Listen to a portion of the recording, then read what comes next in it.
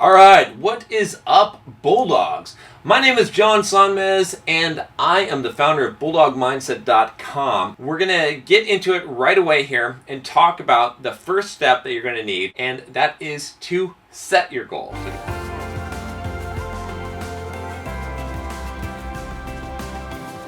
If you haven't already, click the subscribe button, click the bell to make sure you don't miss any other videos in this series. Most people in life, what they do is they kind of wander aimlessly through life and they have these kind of quasi goals where they think, I just want to get better, I just want to improve, I want to get in shape, okay, I want to make money, I want to advance my career, okay, but they don't have definite concrete goals. I am not a person who believes in the goal setting strategy that a lot of personal development and productivity gurus teach. Okay, I don't believe that you should set a goal of making $1 million this year because it's not practical, because you are not in direct control of that outcome. I believe in setting goals for outcomes that you can control 100% within your ability. I'm going to explain this and break this down a little bit here, but first let's talk about the idea of why it might be a good idea still to have these goals or to start with these goals, okay?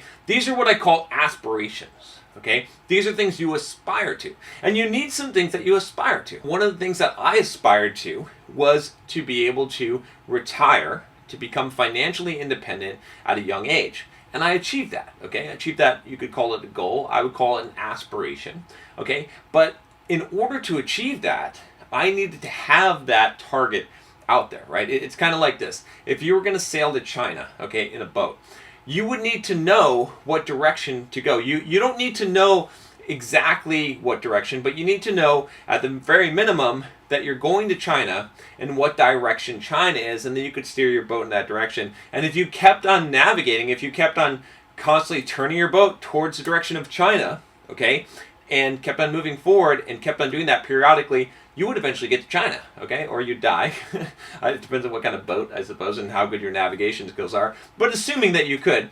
And see, that's the thing. In life, you just need some of those big aspirations. You need to know what direction you're headed, okay? So what is the direction? Most people have not sat down and have really thought about this, okay? And I'll give you some examples. And I want you to, today, though, to come up with your own aspirations and some of these goals that we're gonna talk about. And again, I'm gonna break this down and talk about the difference between aspiration and goal here. But let's start with what we're gonna call aspirations, which is what most people call goals, which are big things. So let's think about this from a career perspective. First of all, where do you want to be in your career?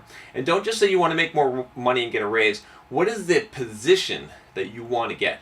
Are you a software developer? Do you want to become a senior software developer? Do you want to become an executive? I want you to actually think about the title, where you actually want to go in your career, and so that you have that. Now, some of you already do. That's great. If you don't, figure out exactly where you're going. Because it's not just getting more money. It's not just getting a pay raise. It's not just going up to the next level. You need to figure out exactly where you want to be. That's your aspiration. What about physically? Right? Do you have some physical goals here? It's okay if you don't, but if you do, what exactly are you trying to accomplish, right? Are you trying to gain more muscle? Are you trying to lose fat? Again, those are not real goals. You need a real aspiration. You need to say, I want to look like this, okay? Which means that I'm going to have to gain this much muscle. I'm going to have to lose this much fat. I want to have six-pack abs. That was an aspiration for me. I was able to get six-pack abs, okay? It's really, really hard to do, okay? That you want to figure out exactly what it is. Whatever it is, like in a sport or whatever it is, okay? You need to have those goals. Financially, what do you want? Okay, what exactly are you trying to do financially? Are you trying to make it so that when you're 65 you can retire? And if so, what kind of income do you want to have then?